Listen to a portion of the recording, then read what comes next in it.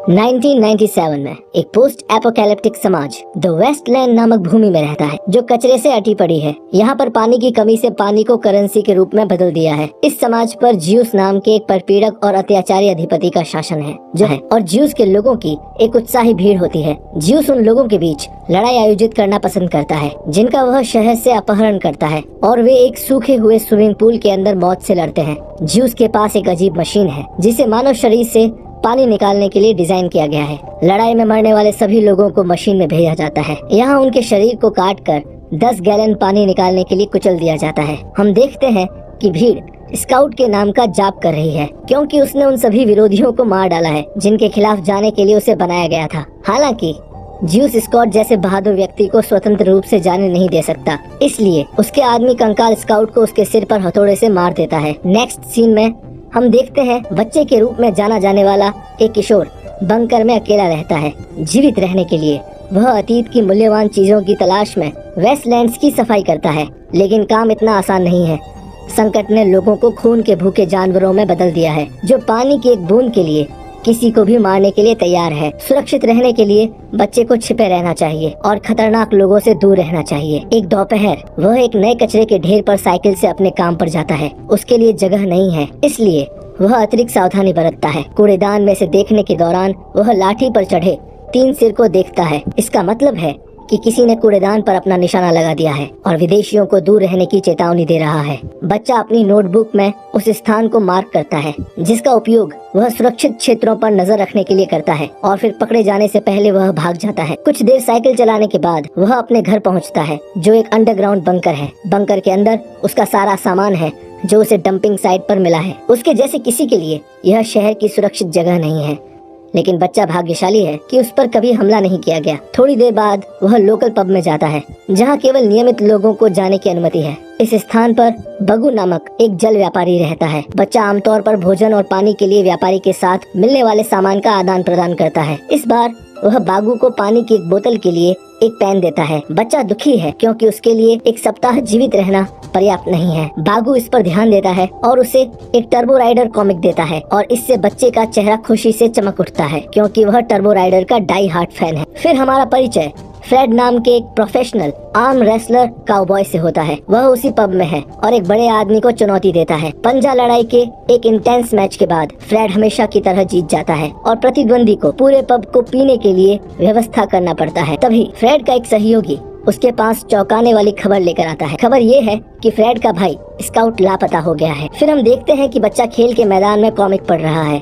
अचानक एक लड़की उसके पास आती है और उससे बात करती है जैसे वे दोस्त हैं। बच्चा घबरा जाता है और दूर जाने की कोशिश करता है, लेकिन वह उसे रोक देती है और उसे एक अजीब रिस्ट बैंड पहनाती है। वह फिर एक लाश से बात करने लगती है जिसे देखकर बच्चा भाग जाता है। फिर हम देखते हैं कि फ्रेड और उसके लोग हेल हाउस में जा रहे हैं। वह लोग इस बात से अनजान है कि वह पहले ही मर चुका है। जब स्केलेटन उन लोगों पर हमला करता है और उनमें से अधिकांश को बेरहमी से मार देता है तो वे आराम करने के लिए रुक जाते हैं। फ्रेड को जीवित छोड़ दिया जाता है और ज्यूस के पास लाया जाता है। फिर हम देखते हैं कि बंकर में बच्चा जागता है और लड़की को देखता है। लड़की खुद को एप्पल के रूप में पेश करती है और एग्रेसिवली उससे दोस्ती करने की कोशिश करती है। भले ही बच्चे को कोई दिलचस्पी ना हो, यह पता चला है कि उसने रिस्ट डिवाइस का उपयोग करके उसका पीछा किया। बच्चे ने कॉमिक बुक को खेल के मैदान में गिरा दिया था जिसे वह वापस कर देती है। बदले में वह उसे कुछ दिनों के लिए अपने साथ रहने की अनुमति देता है। वह उसे बाहर ले जाता है और उसे वेस्टलैंड में जीवित रहने के तरीके सिखाता है। जितना अधिक वे साथ रहते हैं उतना ही वह उसको पसंद करने लगता है। दूसरी ओर फ्रेड को एक बंधक के रूप में ज्यूस के स्थान पर लाया जाता है। ज्यूस ने उसके बारे में फेमस आर्म रेसलर के रूप में सुना है। अपने कौशल का परीक्षण करने के लिए वह उसे कंकाल के खिलाफ अपनी चाल दिखाने के लिए कहता है। फ्रेड अपना हाथ बढ़ाने का नाटक करता है लेकिन बदले में उन पर हमला करता है, लेकिन जब वह ज्यूस को मुक्का मारने की कोशिश करता है तो कंकाल उसका हाथ काट देता है। फिर हम देखते हैं कि बच्चा और एप्पल बहुत अच्छी तरह से दोस्त बन गए हैं। उसके परिवार के बारे में पूछे जाने पर एप्पल का कहना है कि उसके पूर्व सबसे अच्छे दोस्त की मृत्यु हो गई और उसने उसे अकेला छोड़ दिया और वह उसके बाद मिलने वाले पहले व्यक्ति थे, इसलिए उसने तुरंत उसे अपना सबसे अच्छा दोस्त बना लिया। डू प्ले टैग जो बच्चे को उस बचपन की याद दिलाता है जिसका उसे आनंद लेने के लिए कभी नहीं मिला। अचानक एक आदमी झाड़ियों से निकलता है और एप्पल का अपहरण कर लेता है। फिर बच्चा डर के मारे भाग जाता है, लेकिन आदमी उसके पीछे पीछे जाता है। वह अपनी साइकिल से गिर जाता है और एक बंकर के दरवाजे के ऊपर रुक जाता है। बंकर के दरवाजे टूट जाते हैं, जिससे वह अंदर उतर जाता है। वह जगह किसी भी चीज से अलग है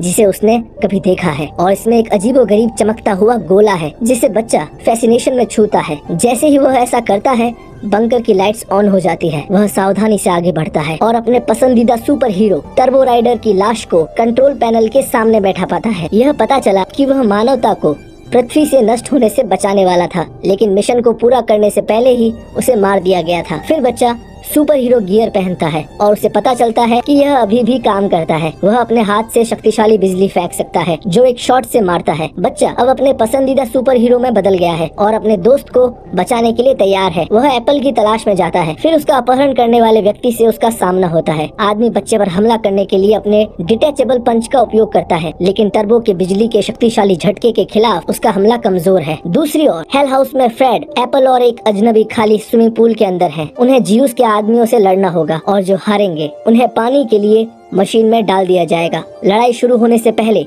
बच्चा आता है और दावा करता है कि वह एक सुपर हीरो है। जियूस हंसता है और उसे अपनी शक्तियों का प्रदर्शन करने के लिए कहता है, लेकिन बच्चे की रिस्ट डिवाइस काम करना बंद कर देती है। फिर उसे भी दूसरों के साथ पूल में फेंक दिया जाता है और लड़ाई शुरू हो जाती है। एप्पल दुश्मन को पीटना शुरू कर देता है और बाकी लोग इसमें शामिल होने से पहले हैरत से देखते हैं। पूल खून के पोखर में बदल जाता है और अंत में बच्चे और टीम की जीत होती है। जियूस परिणामों से हैरान है और वह अपने शब्दों के खिलाफ जाता है और ग्रुप पर हमला करता है। जियूस एप्पल को गोली मार देता है और अन्य पर पीछे से हमला किया जाता है। अचानक बच्चे का कवच अपने आप में रिचार्ज हो जाता है और वह अपनी शक्तियों से सभी को हराने में सफल हो जाता है। फिर वो लोग जियूस को छोड़कर चले जाते हैं। जैसे ही वे चले जाते हैं, जियूस कंकाल को उन सभी को मारने का आदेश देता है। फिर हम देखते हैं एप्पल और बच्चा खेतों में कहीं सोफे पर बैठे हैं। बच्चा एप्पल के सीने में एक छेद देखता है और उसे पता चलता है कि वह एक रोबोट है। वह घबरा जाता है और पीछे हट जाता है, लेकिन एप्पल उसे वापस लाता है। वह यह भी बताता है कि वह एक फ्रेंडशिप रोबोट है जिसे लोगों का भावनात्मक सहारा बनने के लिए बनाया गया है। घर लौटते समय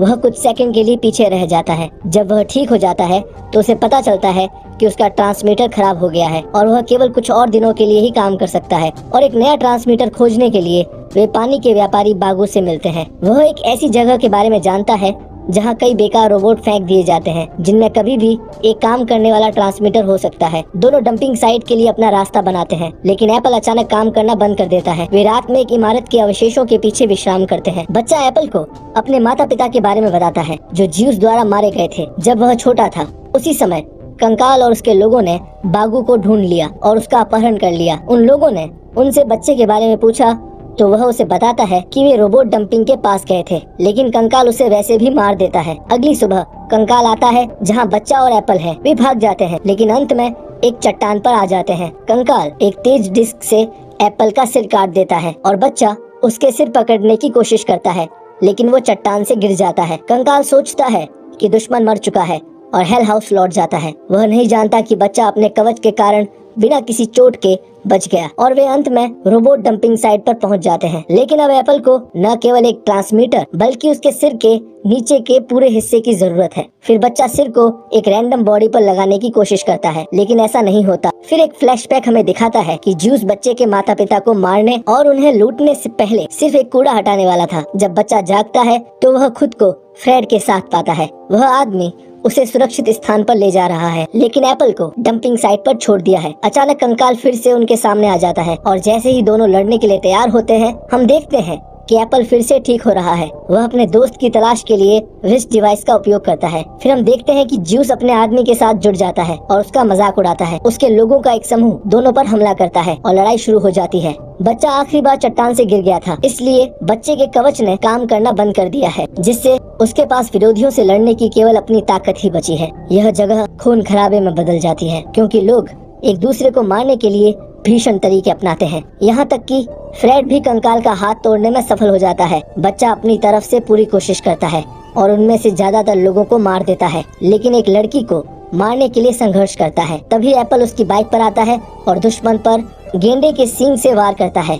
वह बच्चे के साथ फिर से मिलता है और उसे उसके कवच के लिए एक स्पेयर पार्ट देता है जो उसकी मरम्मत करेगा। फिर भी जियूस ने हार मानने से इनकार कर दिया। जियूस बच्चे और एप्पल को गोली मार देता है। वह यह भूल जाता है कि बच्चा उसके कवच से सुरक्षित है और एप्पल एक इंसान नहीं है। फिर बच्चा उस पर अंतिम हमला करता है और उसे मार देता है, लेकिन जियूस फिर से खड़ा हो जाता है। उसने रिवेल किया कि वह वास्तव में एक रोबोट है, जिसका अर्थ है कि हमले ने उसे कोई नुकसान नहीं पहुंचाया। वह एक कॉर्पोरेट मॉडल है जिसे इंसानों का दोस्त बनने के लिए डिजाइन किया गया था, लेकिन उनके साथ बेरहमी से व्यवहार किया गया। इसलिए उसने अपने मास्टर को मार डाला और वर्षों तक मनुष्यों पर शासन करने के लिए अपना राज्य बनाया। फिर बच्चा उसे विस्फोटकों की शूटिंग करके उसे उड़ा देता है, जो फ्रेडरिक अपने साथ लाए थे, लेकिन आखिरी विस्फोट उन्हें भी नुकसान पहुंचाता है। एप्पल बच्चे को इससे बचाता है, लेकिन उसको बचाने में उसकी मृत्यु हो जाती है। बच्चे उसकी मौत का शोक मनाते हुए उसे अपनी बाहों में पकड़ लेते हैं और फिर